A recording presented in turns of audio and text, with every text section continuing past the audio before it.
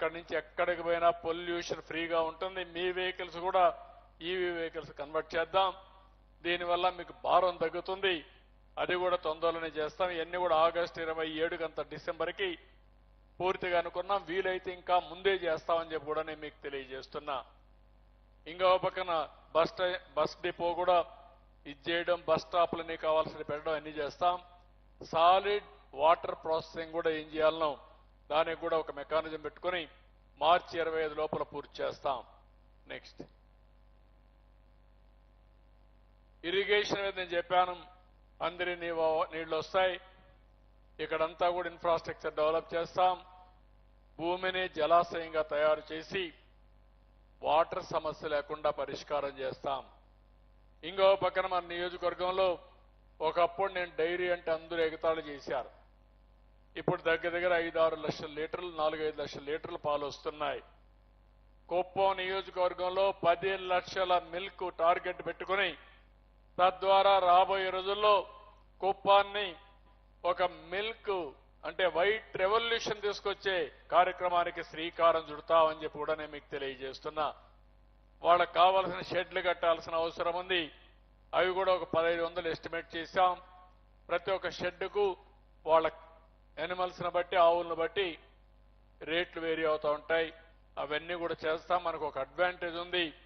Sericulture కూడా ఫార్డర్ డెవలప్మెంట్లో చాలా ముఖ్యమైన పాత్ర పోషిస్తుంది. దీనివల్ల పాలు ఎక్కువ దిగుబడి వస్తాయి. అవి రెండు ఇంటిగ్రేట్ చేసి ముందుకెళ్తాం. ఇంకో పక్కన పట్టణ ప్రాంతంలో ఫారెస్ట్రీ కానీ ఇవన్నీ పెట్టడం కోసం ఏమేం చేయాలనో మొత్తం చేసి చెట్లు పెట్టడం అన్నీ చేస్తాం. కుప్పంలో జీరో ఎమిషన్ అంటే కార్బన్ డైఆక్సైడ్ని తగ్గించడానికి ఏమేం చేయాలనో కార్బన్ తగ్గించడానికి ముందుకు పోతాం. నెక్స్ట్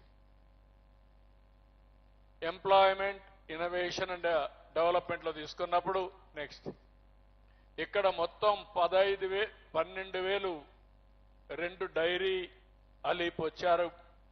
అదే మరిగా ఏజీ మార్ట్ ఒకటి 1M 1B ఇంకో పక్క జాబ్ మేళా ఇవన్నిటి వల్ల 1527 ఉద్యోగాలు వస్తాయి.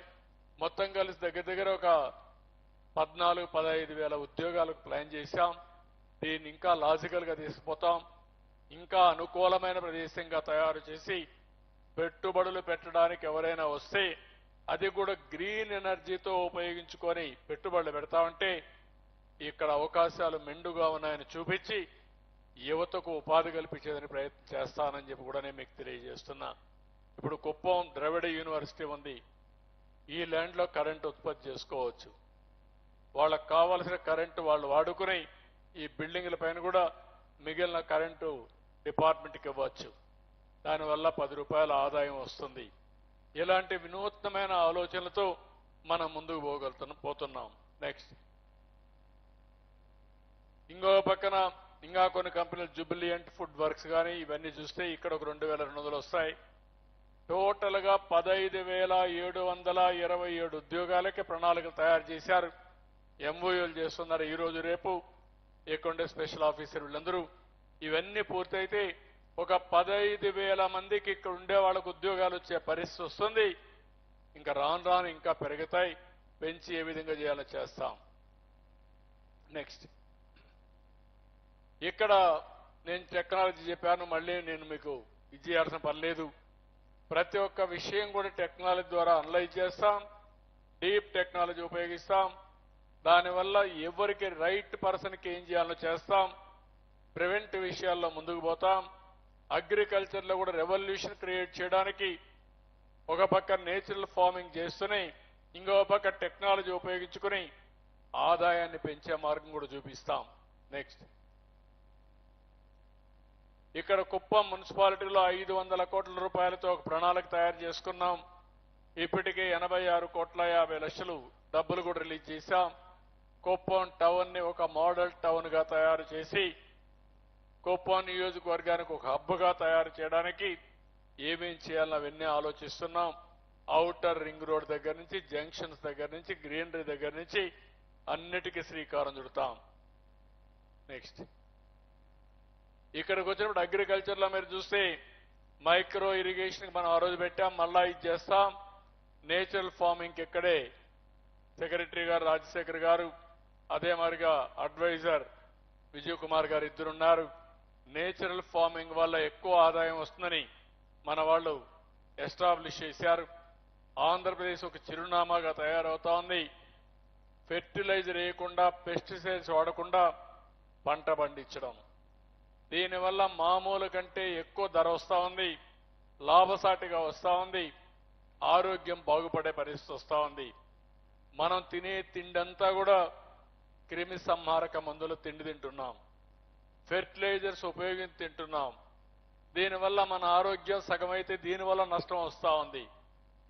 అందుకే ఇప్పుడు మళ్ళీ ఆంధ్రప్రదేశ్ రాష్ట్రం నేచురల్ ఫార్మింగ్ కి చిరునామాగా తయారై ఇప్పటికే పెద్ద ఎత్తున 15 లక్షల ఎకరాలు నేచురల్ ఫార్మింగ్, 15 లక్షల ఎకరాలు ఉంది. దీన్ని 5 ఏళ్లలో 50 లక్షల ఎకరాలు నేచురల్ ఫార్మింగ్ పోవాలనుకుంటున్నాం.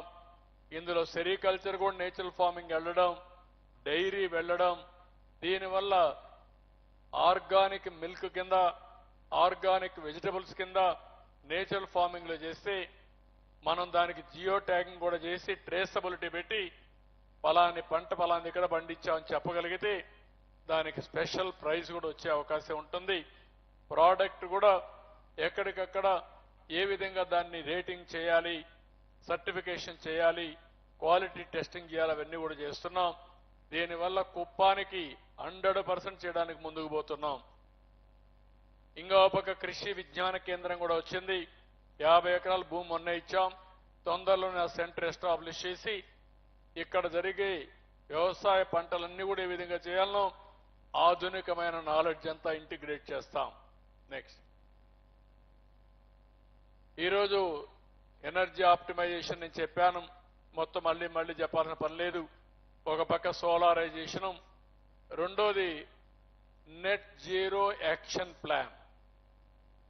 ఐఐటి కాన్పూర్ ముందుకు వచ్చారు ఏ నెట్ జీరో కాన్స్టిట్యున్సీగా తయారు చేయడానికి.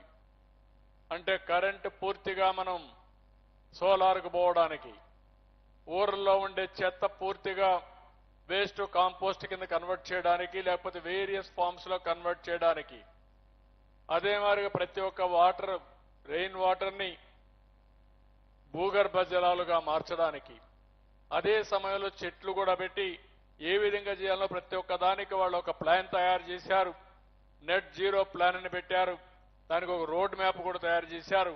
ఇది ఒక పెద్ద యాక్షన్ ప్లాన్ తయారవుతుంది.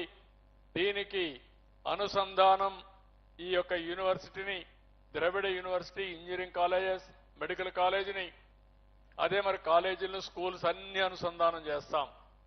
అందరూ కలిసి ఈ యాంగిల్లో పనిచేస్తే ఒక వినూత్నమైన ఫలితాలు వస్తాయి.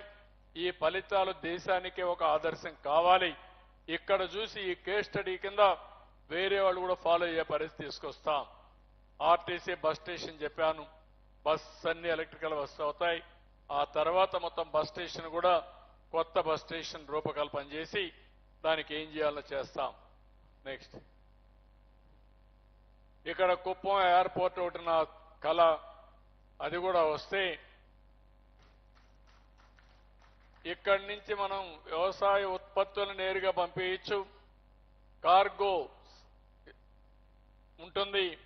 ఇది కాకుండా ఎంఆర్ఓ సెంటర్ కూడా పెడతాం. బెంగళూరు ఎయిర్పోర్ట్ సెటిలైట్ గా ఉంటుంది.